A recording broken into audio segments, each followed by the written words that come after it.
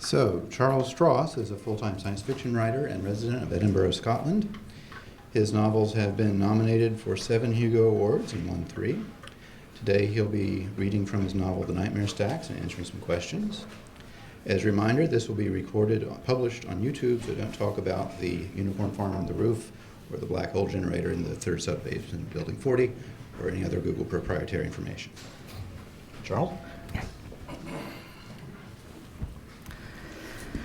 Thank you, and I'm pleased to be here this lunchtime. Slightly embarrassed to report that some of my books make serious attempts at predicting the future and others are just fun. This is one of the latter ones. In the past, I've read here from my sort of near-future Scottish police procedurals about crimes that didn't exist at the point when I wrote them but have since come to pass. This, however, is a Laundry Files novel, and I really, really hope that this won't come to pass because that would be far too embarrassing. So, without further ado, I'm going to read for a little bit from The Nightmare Stacks, and then I will be happy to take questions from the audience, including those of you following over live stream. A vampire is haunting Whitby. It's traditional. It's an hour after dusk on a Saturday evening, 4 weeks before the Spring Gothic Festival. Alex the vampire strolls along the seafront, his hands thrust deep into the pockets of his tweed jacket. There's a chilly breeze blowing on shore, and he hears the pavement to himself as he walks, eyes downcast and chin tucked into his chest, lost in thought. What profound insight does the creature of the night contemplate as he paces along the North Promenade beside the beach, opposite a row of moonlit houses? What ancient wisdom, what hideous secrets haunt the conscience of the undying? Let's take a look inside his head. Alex is fretting about his Form P764 Employee Travel and Subsistence Claim, which he will have to fill out once he returns to his cramped room in a local bed and breakfast. It looms as large and sinister in his mind's eye as a vision of his own lichen-encrusted gravestone. Nevertheless, it provides a welcome distraction from the eldritch undead horror that is his student loan company statement.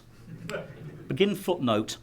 The SLC seem remarkably unwilling to countenance the possibility that in moving from his last job in software development at an investment bank to a career in the civil service, Alex might have taken a 70% pay cut. Their demands are becoming unreasonably strident and threatening. End footnote. The SLC statement, in turn, however, pales into insignificance compared to the worst dread of all. How is he going to explain everything that has happened in the past few months to his parents? Or at least those bits that aren't classified government secrets. The sea is coming in, and with it, the clouds. The wind is chilly on his skin, and so Alex turns and begins to retrace his steps towards the high street, past the pavilion and the whalebone arch, past shuttered cafes and the museum. He walks towards the cliffside path, wondering if he's made a mistake coming here. He's not sure, if he's honest with himself, that Whitby was the right place to go. He's supposed to be in Leeds, where he'll be working for the next few weeks. Someone booked him a seat on a Friday afternoon train, the better to enable him to make it to the office at 9 o'clock sharp on Monday. They obviously hadn't got the memo about flexi-time hours and persons of hemophagy. Spending the weekend in Whitby was, in fact, entirely his own idea. He's never visited the small coastal village before. Indeed, he only knows about it for 2 reasons. Whitby is famous for the novel Dracula as the harbour where the ghost ship Demeter comes aground, and, more recently, it plays host to a number of goth festivals, themselves attracted to the village because of its famous fang-infested foreshore. Why Whitby, if not because of the obvious cliché? After all, Alex isn't a goth. Well, Whitby has one other advantage. It's not close enough to his home city that there's any risk of him running into his parents or younger sister by accident. Whitby is Alex's excuse for not being in Leeds while he's not working. And not being in Leeds is his excuse for not visiting his family. And not visiting his family makes it a whole lot easier not to tell them about the V word, which is an awkwardness he's been grappling with in ever-increasing discomfort for months now, like a zit that stubbornly refuses to burst. The season for goths and their steampunk siblings may not be here yet, but Whitby isn't entirely devoid of a flagrantly historical. As it happens, there's a group of drama students staying in one of the B&Bs on the high street, and as he's passing the door, it bursts open. Alex is suddenly adrift in a sea of Mina Harkers and Abraham Van Helsings, a trio of diaphanously clad brides of Dracula eddying around them. They giggle and laugh at some private joke as they swish past, bringing a flush to Alex's cheeks. Alex has a bad case of wandering male gaze, a side effect of his monastic upbringing. He's mature enough to find it mortifying, but not sufficiently strong-willed to suppress it in the presence of so much well-displayed cleavage. I say! Alex skids to a stop, just in time to avoid colliding with a fellow in white tie and tails, his red satin-lined opera cape draped theatrically across his shoulders. I say, old man! The fellow doffs a top hat with white gloves that glimmer in the darkness. Obnoxiously dedicated to staying in character, he exudes the passive-aggressive politeness and assured self-confidence of the upper class, suggesting it is Alex and not he who is intent on occupying the wrong century. Alex fights hard not to take an instant dislike to the fellow, as he continues, I don't think I've seen you before. Who are you supposed to be? Alex thinks for a moment. He's not wearing a costume, but in the darkness his tweed jacket and open-necked white shirt, worn with a scarf against the late March chill, evidently resembles a period outfit. An imp of the mildly perverse whispers in his ear. I'm Quincy Morris, he tells the amateur Dracula, feeling slightly smug about knowing his Stoker, although in truth he just skimmed the Wikipedia plot synopsis on the train over. Capital, chortles the fellow, and I am Sir Arthur Homewood, so I suppose that makes us rivals in love for the hand of a delectable Lucy. A twitch of his chiselled chin indicates a robustly athletic student doing her best to portray a consumptive Victorian beauty, not one of the now shivering brides. At least until the fiend snatches her away, ha-ha! I see. Come, there's no time to lose. We received a report by telegraph, he adds confidingly, that the fiend has been sighted up by the graveyard. We'd better head straight there. Is Jeremy always this much of a ham? The first bride of Dracula, green hair and a copper nose ring, whispers in the direction of a second, a straight-haired blonde in a crimson corset and several yards of tulle. The words aren't meant to carry, but Alex, with his vampire senses, can't help eavesdropping. Not usually. He was hitting the Red Bull and vodka pretty hard, though, Bride 2 observes sotto voce. Then she grimaces and adjusts her fangs. He youthfully mellows out once he gets his groove. Follow me, declares the bumptious Arthur Homewood, gesturing theatrically as he strides up the cliffside path. Are you coming? Bride 1 asks Alex brightly. I suppose. Alex checks his priorities and rapidly realises that the alternative is a torrid date with his form P764. Yes, of course. I don't suppose you'd mind lending me your jacket then. It's bloody freezing this evening. As they sashay towards the cliff, Alex confesses, even as he strips, I'm not a LARPer really, I hope you don't mind. Nah, that's cool, we're just rehearsing tonight. The green-haired girl pulls his tweed jacket on over her bare shoulders. Alex extends his elbow, feeling a rare fit of gratitude to his sister Sarah for having hijacked the living room telly for one too many Regency costume dramas in years gone by. She takes his arm. I'm Cassie, who are you? Alex. Alex feels himself carried along, out of control, as if he has indeed been abducted by the alien and seductive brides of Dracula. He's not totally unsocialised, but he's the product of a single-sex schooling followed by graduate and postgraduate studies in a field with institutional gender bias. When you subject a statistically significant sample size of otherworldly male nerds to this treatment, what you end up with is a certain residual proportion of 24-year-old virgins.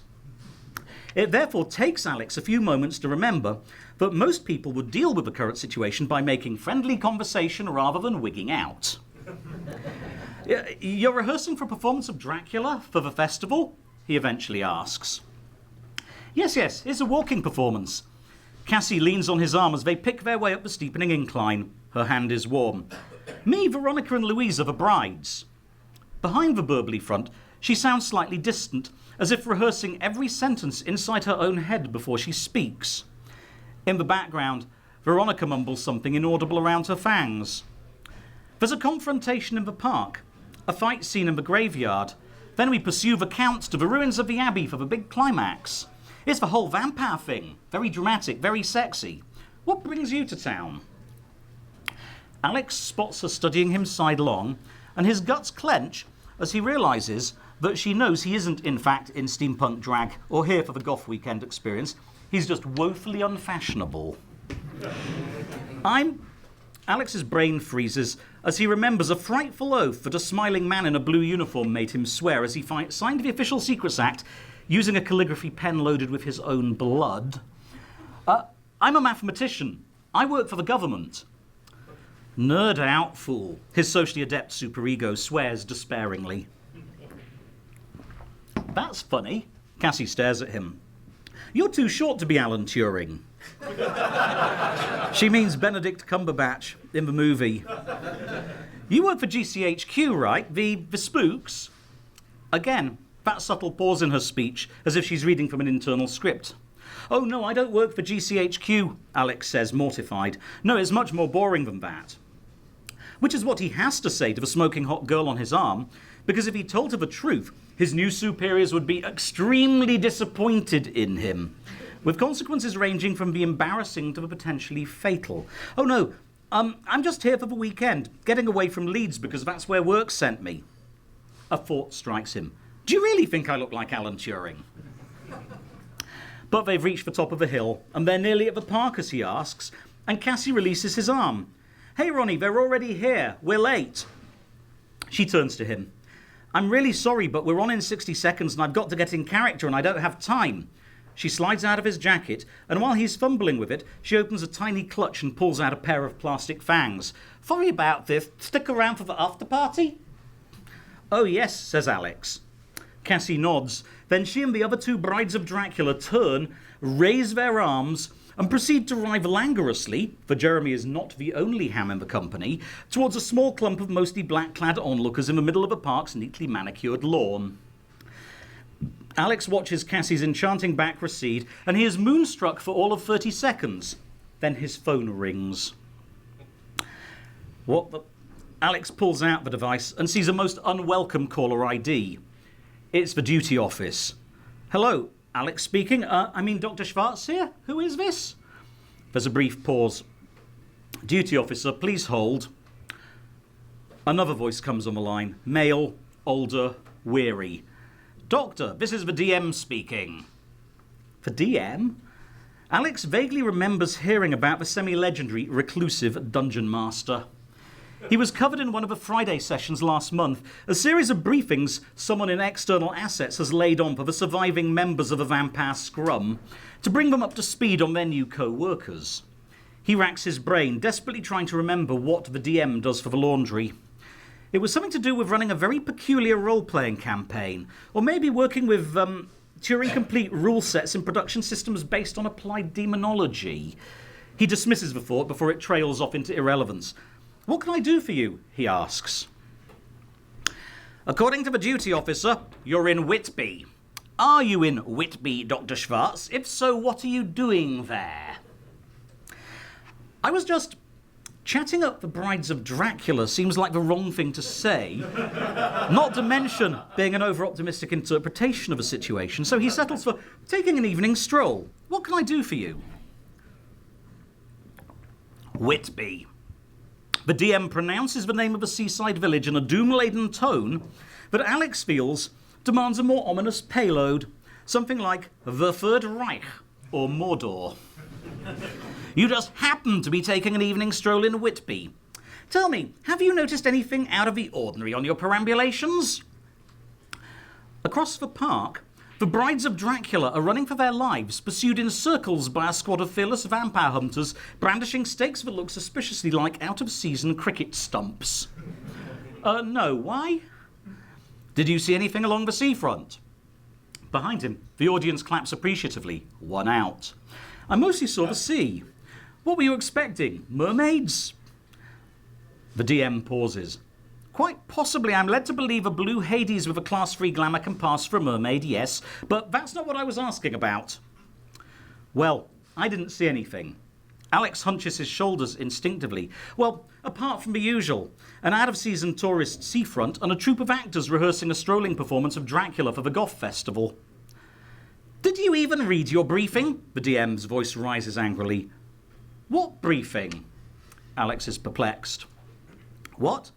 Please hold. The phone is silent for almost half a minute. Alex makes his way along the side of a park, watching a Van Helsing rescue a sleepwalking Mina Murray from the clutches of an undead Lucy Westenra. There is no sign of Cassie while he waits for the DM to resume the call. Finally, a tinny throat-clearing sound emerges from the speaker. Dr. Schwartz, please accept my apologies. I'm monitoring an operation in your vicinity, and naturally assumed from your presence in the grid that you were part of it. What operation? Alex shakes his head. I was sent to Leeds for next week. I'm working regular office hours, so I'm sightseeing right now. It's the weekend, you know. Why are you not in Leeds? The DM demands waspishly, as if Alex's delinquency on his time off is something he finds personally offensive. Have you ever seen Leeds on a Saturday night? Well then, the DM seems to come to some sort of conclusion. Would you like to make yourself useful, Dr. Schwartz? The field team is short-handed and I have a little job you might care to undertake. 2 hours later, Alex has come to bitterly regret the helpful impulse that made him say yes to the DM's little proposition. Knowing that he's officially on the clock for overtime at pay and a half is absolutely no consolation for being cold, increasingly hungry, and not getting to hang out at an amateur dramatic troupe's after-party and flirt with Cassie, who he gloomily realises he will never see again, having failed to exchange phone numbers or Facebook handles on the walk up from the seafront. Stepping away from a narrative at this point, boy is he wrong about that. The DM had explained. Whitby is part of a pilot scheme for our next generation extensions to a camera network called Scorpion Stare. These are networked high-definition cameras on most of the approach roads and along the seafront, disguised as a traffic monitoring service. The field ops team is out there now, testing a live update to the target acquisition and tracking firmware, but they're short-handed. I don't suppose you can grow bat wings or fangs, Dr. Schwartz? Or some other distinctive characteristic? Alex bit his tongue. I'm told I look like Alan Turing, only I'm not tall enough. Will that do? It needs to be something that generates a high-force magical field. If you could solve a 4-element Volman tensor in your head, that might suffice. Alex had shuddered.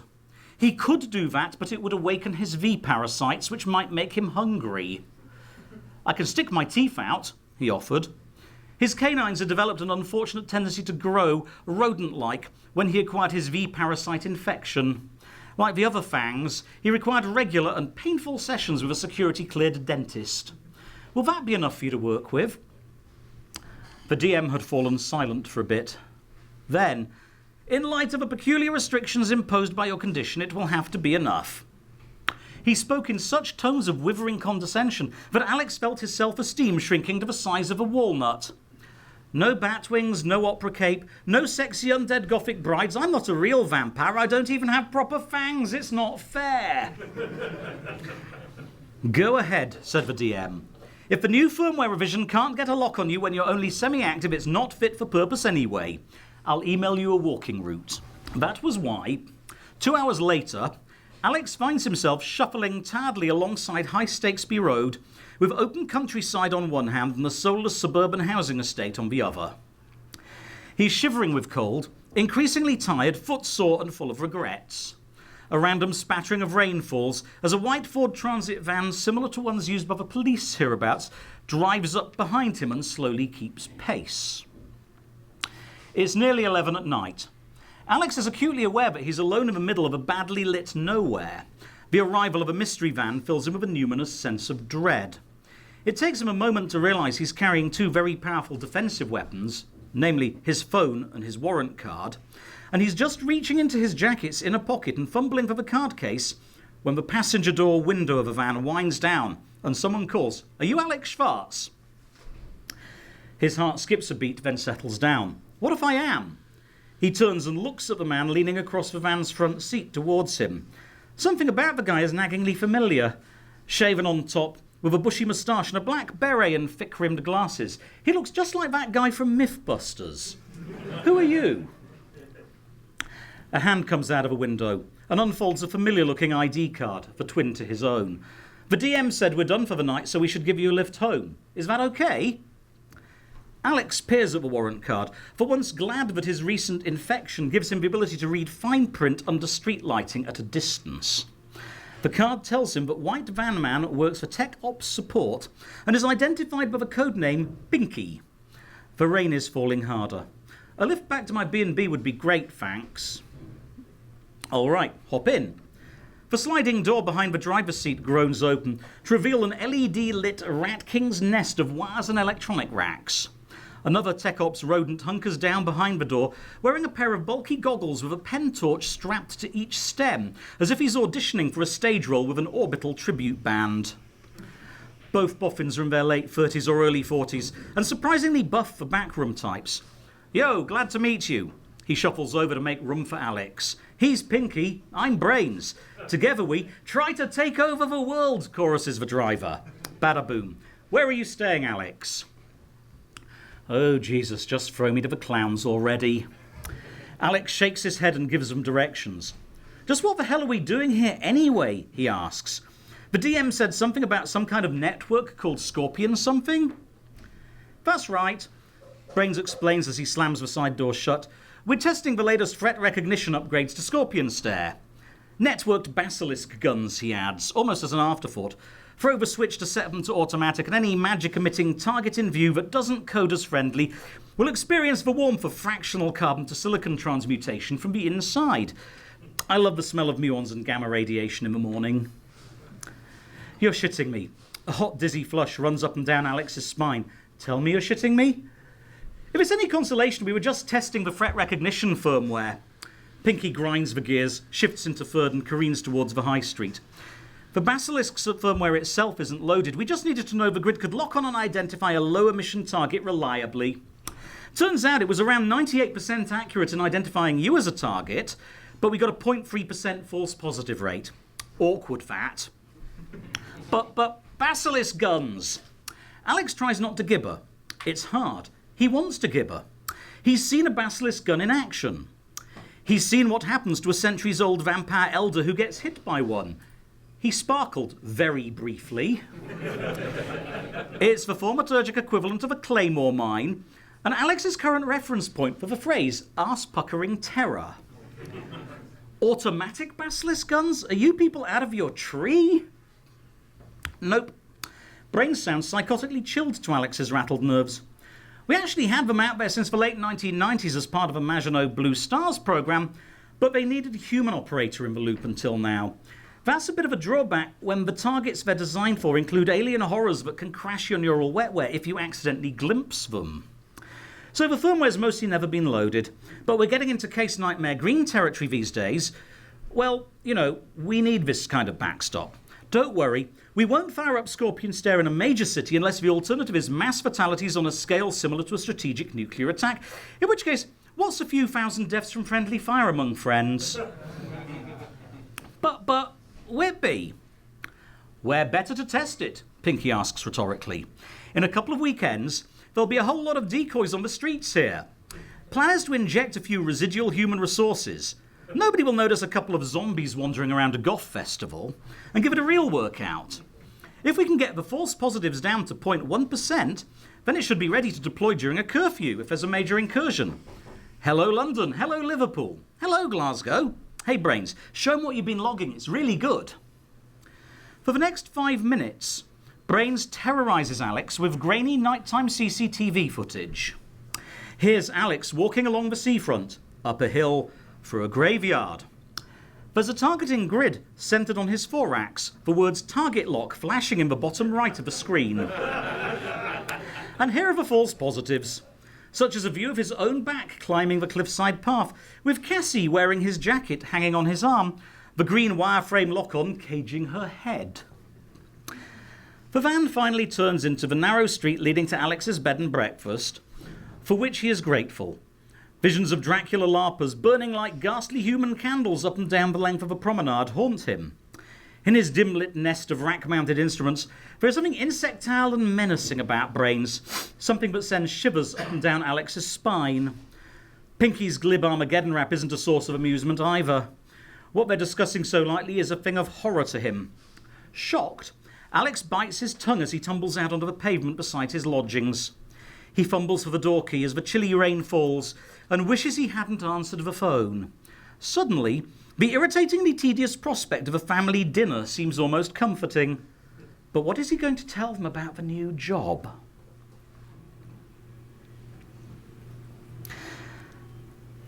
And now, quick show of hands. How many people here would like a real sneak preview of the next laundry novel for next year? I've got to warn you, this one contains spoilers for the current novel.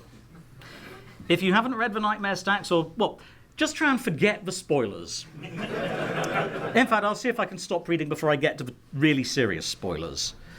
One moment, scrolling. Okay.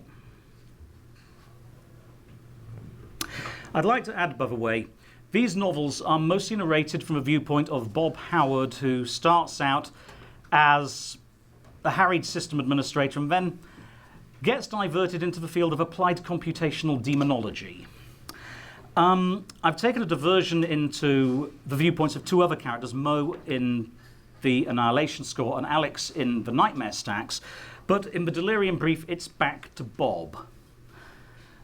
So this is from the point of view of Bob Howard in the aftermath of the Nightmare Stacks. I'm having a nightmare, and it goes like this. It's 10:20 at night, and I'm being escorted, or more accurately, frog-marched, through the busy glass-fronted atrium of an office building in central London. I'm surrounded by a knot of soberly dressed civil servants who are marching shoulder to shoulder to keep me from being recognised, or maybe to prevent me from losing my nerve and making a run for it. We're waved past nodding receptionists and security guards who hold the turnstiles open for us as if we're expected, because I am indeed expected here tonight, unfortunately. This afternoon, my minders took me to a barber. They said I was overdue for a trim. Protests about my incipient male pattern baldness fell on deaf ears. I still think they didn't need to close the shop, kick everybody else out and station guards inside the door, though. I'm wearing my funeral suit and tie, and my shoes are dazzlingly polished. Just pretend you're acting a role, she said, straightening my collar. Concentrate and remember your talking points. I look 20 years older than I feel, and I feel 10 years older than usual, but most of that is due to jet lag. The committee emailed me these talking points before I caught my flight home, and I did my best to memorise them on the plane from Kansai, but right now I feel like it's 7 in the morning and I'm yawning because I'm waking up, not going to sleep. Minder number 3, Boris, a tech-side middle management guy I used to do the odd job for, and before today I hadn't seen him in years, hits the button for the 6th floor. Our glass-walled lift slides silently up into the lofty heights of Broadcasting House, rising past open-plan offices full of computers and serious-faced journalists and programme managers. We pass the BBC coat of arms, saying, "Nation shall speak peace unto nation." And as we do so, I go over points 17 to 22 again, mumbling under my breath. Then I rub my sweaty palms on my woolen suit jacket, because I have got the fear. Why couldn't they find somebody else to do this? I imagine Lockhart of the SA or some other drop-in authority figure explaining it to me calmly. You know why it's got to be you, Bob. It's because of the scaling laws. The threats the agency exists to deal with grow exponentially, doubling in scale on an 18-month cycle, like a nightmarish version of Moore's Law. But our cohort of qualified senior staff only grows linearly. The clusterfuck at the new annex a year ago killed a bunch of senior field officers, and the disaster in Leeds this spring put so many others on paid leave pending hearings that we don't know where to turn. Everyone senior is currently operating above their pay grade, taking on tasks they're not trained for, often without oversight, like this job. About this job, we don't even have a public relations department, let alone a public relations officer, which is why we're improvising tonight. When the order came down from on high that somebody was to come here and do this thing, it ended up on my desk instead of a slick spin doctor's, simply because I was available. At least that's what I suppose happened. Part of me can't help thinking that a more rational explanation might be that the laundry suffers from Munchausen syndrome by proxy, and I'm its cherished sickly child. My handler clears her throat just behind my left shoulder, and I jump. Try not to sweat so much, Bob. The makeup guy will want to redo everything. I hate it when Mari does that. She makes me really uncomfortable. About 10% of it is knowing that she's actually a vampire, and the rest of it is down to personal history. The only consolation is knowing that having to work with me makes her even more uncomfortable, and only about 10% of it is because I'm a necromancer. At least we're both professionals, so we're trying to make this work and mostly succeeding. If Mo could deal with her, I should certainly be able to. She reaches out and brushes invisible lint from my lapel again, and I try not to flinch. When they went looking for someone presentable to roll out in public and they selected me, they were not just scraping the bottom of a barrel, they were fracking for oil in the basement. My biggest qualification for being here is simply that there's no shit stuck to my shoes. I'm Mr. Clean. Nobody is going to accuse me of losing control in an emergency and trashing a city. I was out of the country at the time. So they briefed me and brainwashed me, gave me talking points to memorise, and set me to watching show reels of the great man playing with his food. In hindsight, this was probably a bad idea. I'm so keyed up with anxiety that I need the toilet again, and I'm due on air in about 10 minutes. Remember, he only takes the gloves off when he's interviewing policymakers, Mari reassures me. You're a line manager, not an executive, so by sending you out like a sacrificial goat with a sign taped to your ass saying, "Kick me," we're calling his bluff. He can't crucify you on air for setting policy without looking like a bully, so he'll have to settle for asking you lots of hard questions to which you're expected to plead ignorance and pass the buck. He can't even badger you until you change your story. Look what happened to Dr. Kelly during the Iraqi weapons of mass destruction scandal. So as long as you keep him out of code word territory, you'll be fine. Just remember, it's nothing personal. He's not interviewing you, he's interviewing the organisation. She bears one delicately curved canine, ivory outlined against crimson lip gloss. The drinks are on me afterwards. Okay, Boris? Boris nods lugubriously. I'm understanding there are good club late licence around corner, he slurs. He's not Slavic. He has permanent damage to the speech centre from one too many run-ins with something that wanted to eat his brain. A couple of harried technicians glare at us for blocking the lift doors until Mari smiles at them and knuckles my spine discreetly to get me moving again. Where are we going? I ask. The level we're on features lots of floor-to-ceiling beach and invisible recessed handles on doors that curve to match the walls. The carpet is eerily sound-deadening, but I can hear the murmur of many minds all around us, whispering and intensely focused. Studio A, which is right here. Boris and the other guy, a blue suitor in civvies, fooling no one, he stinks of cop, wait outside while Mari pushes me through the door into the production suite and follows me in to stop me escaping. I frown at her. She's far better at this looking professional gig than I'll ever be. With her mercilessly coiffured blonde hair, tailored black suit, watered silk blouse and sky-high heels, she looks like Taylor Swift in boardroom drag. A version of Tay-Tay that runs on typo negative and has a severe sunlight allergy, admittedly. Can't you do this? I ask plaintively one last time. Take one for the team? She spares me a brazenly unapologetic grin and points a finger at the ceiling. See the bright light, sweetie? I'd catch fire. I spot the producer.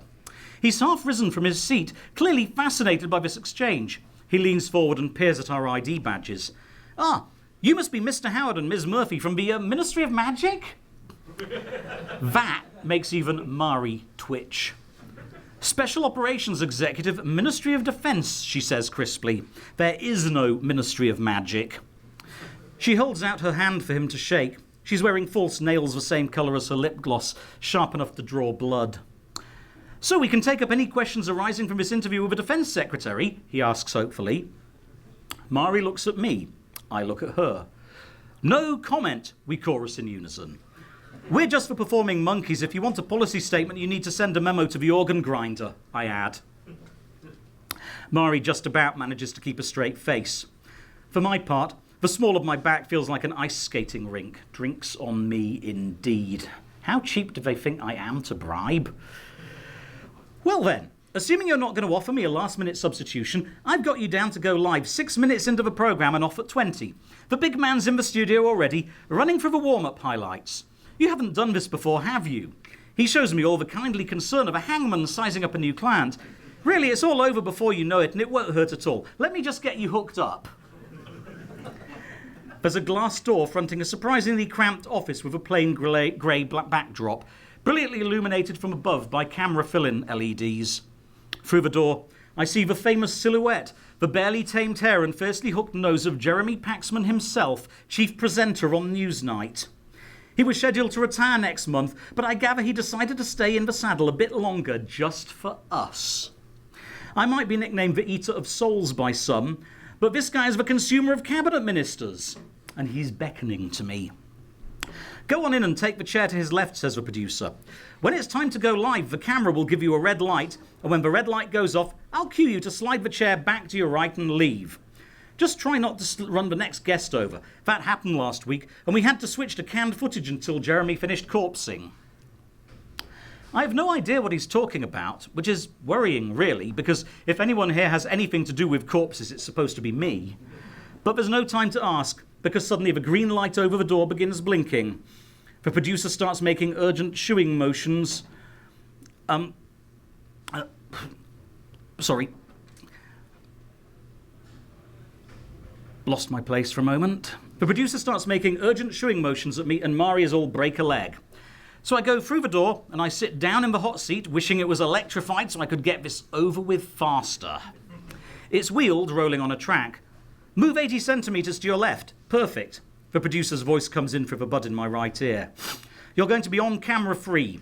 Jeremy will lead into your item in about 10 seconds. Okay, I'm shutting up now. Then the red light comes on above the camera, and I'm live on Newsnight. And if I go on from here, we run into some really, really, really horrendous spoilers for the current novel, so I'm not going to inflict that on you. Thanks for listening.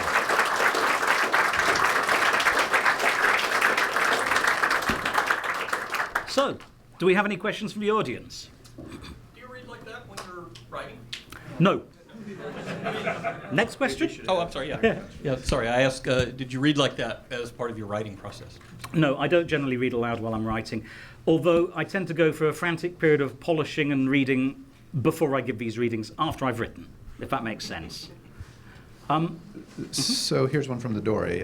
Which other sci-fi authors do you follow and read voraciously? Who do you think has their finger closest to the pulse? This is a kind of embarrassing question to have to answer because I'm one of those authors who can't read stuff too close to what he's writing, especially when I'm writing. So, horrible confession time, I read far too much steampunk and urban fantasy. Having said that, if you want to keep your finger close to the pulse, my secret weapon all along has been following Bruce Sterling.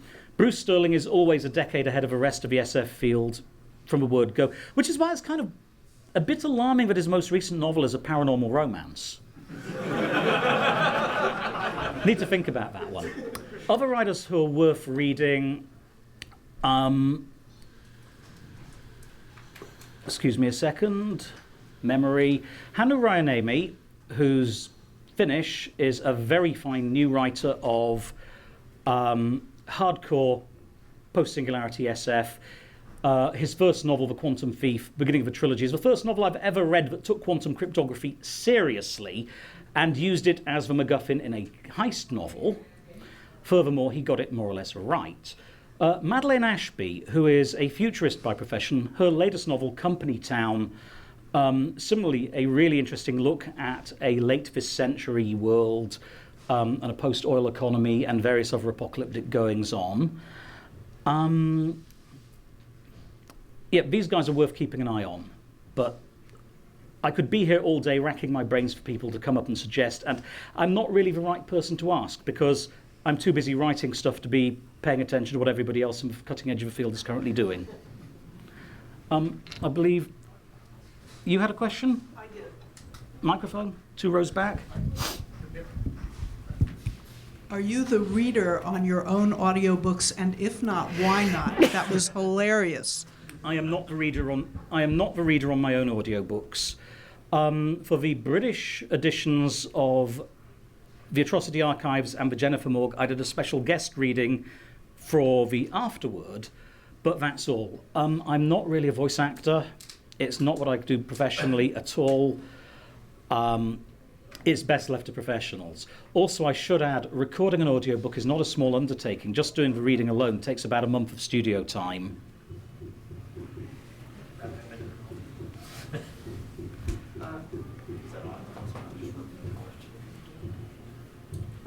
That's turned off, actually. It's on now. Charlie, I was wondering if you've read James White's Sector General novels. And if so, it does. The reason I ask is because it does seem like am I right that you're getting sort of in the same territory that he was in his later ones, in the way that Bob is basically leveling up too much to be the point of view all the time, or am I misunderstanding it? I have not read the Sector General novels, although I'm aware of them. A very fine series of not exactly space operas, written by Irish author James White, set on board a interstellar hospital that deals with aliens with medical conditions. Yeah, there is an issue with Bob leveling up. Actually, this affects many series works where the author doesn't hit a reset button at the end of each novel, where the protagonist gradually becomes too powerful to write interesting stories about. That's partly why I've moved away from Bob for 2 novels, and when I'm going back to him in the Delirium brief, Bob is going to be positioned very firmly in management. And just as most programmers make really terrible managers when you forcibly promote them to that sort of level and graft them into a suit, Bob is a bit hapless and flailing around and trying to grapple with situations that he's not really comfortable dealing with. It's always best in a work of fiction if your protagonist is a little bit off balance or is confronting threats that are bigger than they are. And there's a piece of advice I often take when trying to come up with a plot. Lois McMaster Budgell put it, you work out what the worst possible thing is you can do to your protagonist and you do it to them. And in the case of Bob, the obvious worst thing to do to him is to turn him into a manager. So I did. So from the Dory, the Starship spacecraft proposed by the Breakthrough Starshot seems a prototype of the StarWest probe described by you and others. Will these tiny probes reach nearby stars by the end of the century? No idea. Sorry. I've taken my eye off the ball and I haven't been following it at all. I will add, though, that to reach the nearby stars by the end of the century, with a cruise speed of 10% of light speed, they'd better be building prototypes very soon now. The stars are a very, very long way away. And the question of whether we could launch anything this century that could credibly get a signal back to us is really the open question. Possibly sending something weighing a couple of grams out into interstellar space by the end of the century, yeah, sure. Doing something useful with it is the hard bit.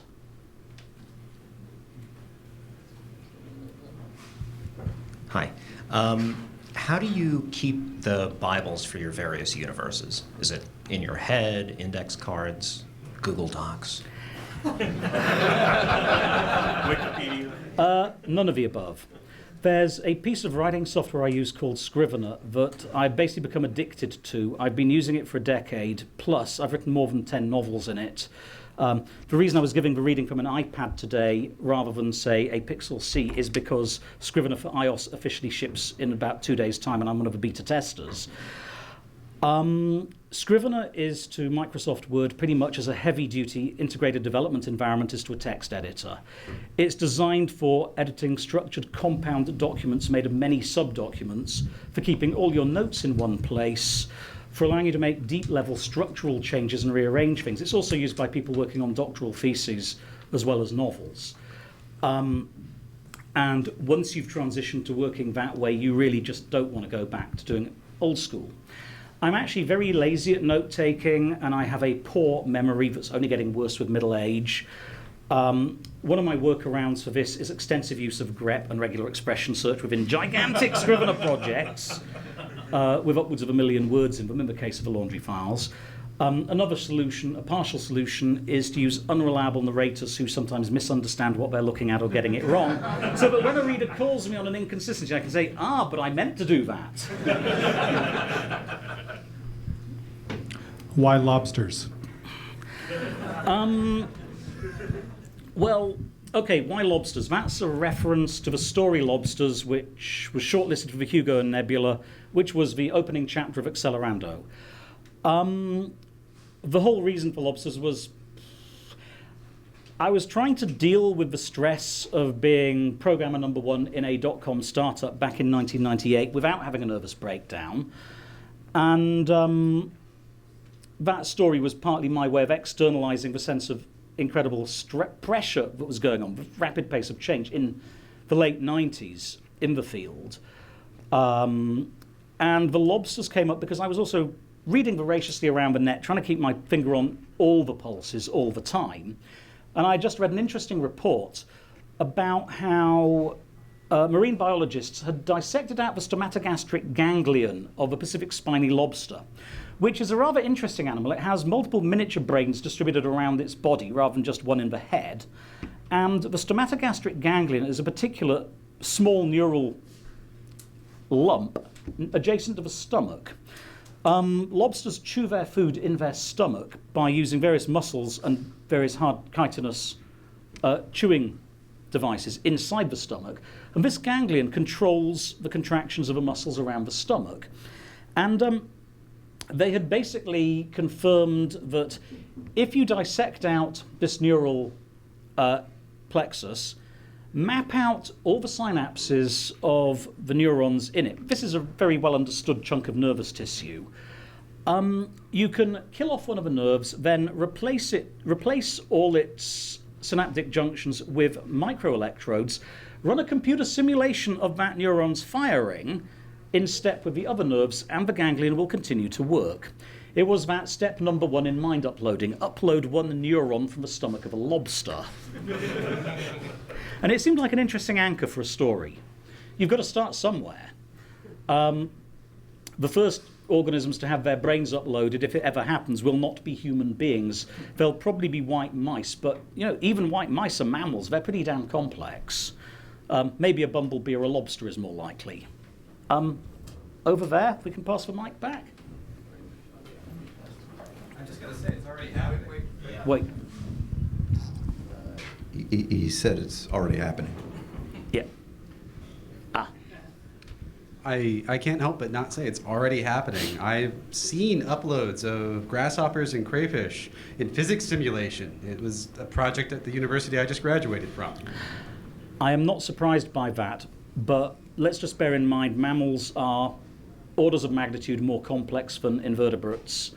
And when you start getting to human beings, you're getting into orders of magnitude more complex than a mouse. So give it some time.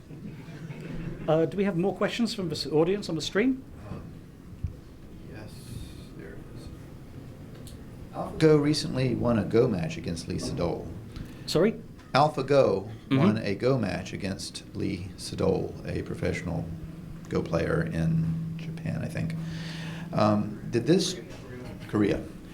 Did this change your view on artificial intelligence? No, it actually confirms it in some respects. It's been sort of a truism ever since the 1950s that if we know how to do something, if we've got an algorithm for it, then it's not artificial intelligence anymore. It's just computer science. The real crisis is going to happen when we actually get something that is, no shit, I can't believe this isn't HAL 9000. That's going to cause an awful lot of philosophers and ideologues an awful amount of pain in their guts. Do you think that human-like and superhuman AI is realistically possible?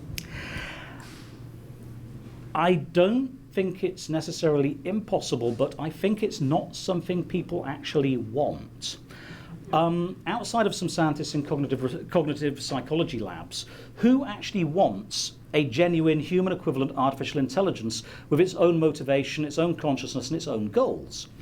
Firstly, you run into any number of ethical questions. If I switch this off or do kill -9 on it, is this murder? That's for starters. Just start by considering the questions you're going to be asked by a university ethics committee before you fire up something like this. Secondly, it's not going to be terribly useful. It is probably going to be sufficiently motivated in pursuit of whatever its own goals are, but it is most likely going to want to do the AI equivalent of kicking back in front of a Super Bowl with a 6-pack of beer and a bowl of popcorn. It's not going to be your dedicated self-driving car chauffeur. What we want is not artificial intelligence. It is a lot of augmentations for our own intelligence, useful tools that are not conscious in their own right, but that do things that are of use to us, ideally seamlessly. Futurist and science fiction writer Carl Schrader put it as, we don't want them to be conscious, we want them to identify their center of identity as being the human being they are paying attention to.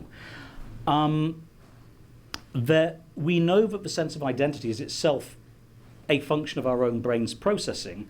There's a medical condition called Cotard's delusion that can be caused by brain damage to a particular area of the brain, in which the sufferer is convinced that they are dead. That whoever, I am Charlie Stross. Well, no, I was Charlie Stross. I died 3 weeks ago. I'm in hell. You're all obviously demons who are tormenting me. My body is rotting around me. No, I'm dead. This is how that particular weird delusion complex works.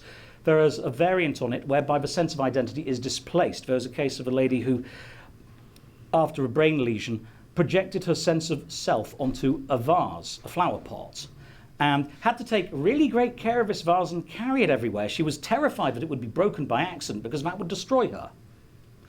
Arguably, we want artificial intelligences like that, only focused on us. We're the vase and they're protecting us and looking after us and serving our interests without being asked. Are Spooky and Ineko siblings? No. Ineko is not a robot cat. Ineko is an AI that has discovered that humans can be very, very easily manipulated by a sock puppet that looks like a cat, because we know cats are small, harmless, and cute. Ineko isn't any of those things. Spooky, on the other hand, is just a cat. If you had to create a Roka's basilisk in the Laundry universe or Eschaton universe, what would it look like? Arguably I accidentally created one of those in Iron Sunrise in the shape of the unborn god. Certainly it acts a whole lot like that, although Roka's basilisk hadn't been given that name or formalized at the time when I wrote that book. For a more in-depth answer, I'm going to say watch this space, but sometime around 2018, hopefully a space opera with a title that will hopefully be Ghost Engine will appear from some publisher, hopefully with my name on the cover. At which point you'll get a more in-depth answer. Are there any plans for another book in the Eschaton universe? There are not only no plans for another book in the Eschaton universe, there will not be another book in the Eschaton universe, because the universe is subtly broken at the background level. Once you have a space opera universe that permits faster than light travel, you are implicitly accepting causality violation, which means you're implicitly accepting time travel. Not many space operas grapple with this. I believe David Brin did so in his Uplift cycle. I tried to do so in Singularity Sky and Iron Sunrise, and I got it wrong badly enough that I can't go back to that universe and fix it. When I say I'm working on a shiny new space opera, possibly titled Ghost Engine, but subject to change, that is partly my attempt at designing a new universe where it works properly. So, as I said, watch this space.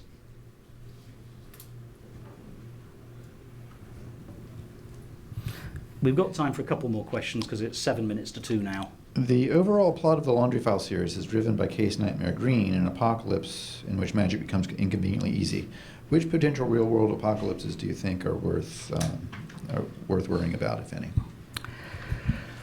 Real-world apocalypses? Well, there's the Unix epoch for one. How many embedded systems are still going to be running AT&T System 5 Release 3.2 circa 2037? I think far more than we realise. Being slightly less snarky about that, because of course we did get through the Y2K problem, even though it was a very real threat that is poo-pooed by people who are on the outside of it these days, but oh dear God, I saw the amount of overtime being worked by programmers coming out of retirement as contractors for banks in 1998-99. We seem to be, well, let us get away from the environmental issues, which are pretty damn obvious. I'm going to nail my colours to the mast and say only fools now deny that global climate change and global warming are a problem. Willfully blind fools, the same people who deny that cigarette smoking is associated with a risk of cancer, this sort of level of proof. There are still people out there denying it, but don't listen to them. Getting away from that, there are complexity issues associated with the way our civilization is developing, and also undesirable local minima we seem to be trapped in. we've made some bad design decisions along the way. One example was that in 1995, a decision was made pretty much at the level of a World Wide Web organization that the way to fund the build-out of the internet and the World Wide Web was to monetize the web via advertising. This was not inevitable.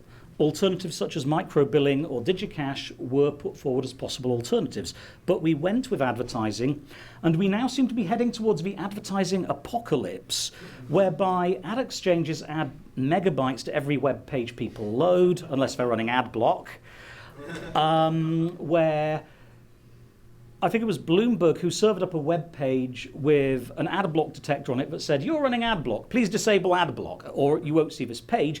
And if you then loaded it with ad block disabled, the ad distribution network that it was loading would install malware on your machine.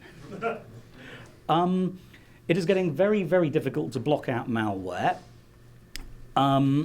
We seem to be seeing a race to the bottom in many cases. I'd like you to consider for a little bit the risk of what will happen if the advertising model for the web becomes insupportable because dipshit griefers are trying to take over everybody's computers using it. Again, the Internet of Things is an absolutely horrible thing when you start looking at the quality of the implementation of stuff out there. We're also getting to the point where there was an apocryphal rumor about a year and a half ago that a Chinese factory was selling electric kettles, which are very common in the UK, with a small embedded computer in the base that would promiscuously search for Wi-Fi networks, see if it could crack the passwords to a local network if it was an easy one. You know, it's leeching power because it's a kettle. And once it had logged onto the network, it would join a botnet and start sending spam. Microcontrollers cost 30 or 50 cents in bulk. It may be apocryphal at the time, but it's all too credible today. The Internet of Things is on course to become the Internet of really shitty, awful things that will degrade your life experience and declare cyber war on your household. Western civilization will eventually be brought to a screaming halt when some obscure server has its domain hijacked and nobody's light bulbs will turn on anymore. I'm sorry, I'm kind of pessimistic about where all this is going because demand for cheap widgets at the lowest possible price is driving out demand for security and assurance of reliability. And as I think it was Professor Andrew Tannenbaum, I may be wrong here, said, if civil engineers built houses or bridges the way that software engineers build software, the first woodpecker to come along would destroy civilization. And at this point, I think we've got 3 minutes to go, so wind up time.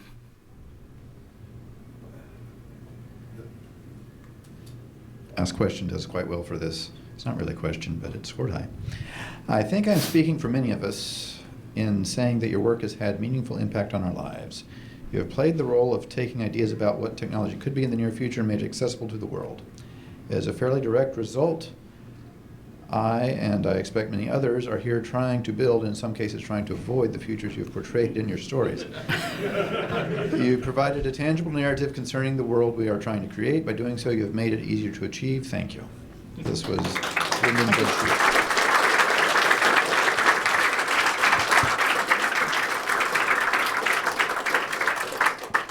You've been a wonderful audience. Thank you for having me here.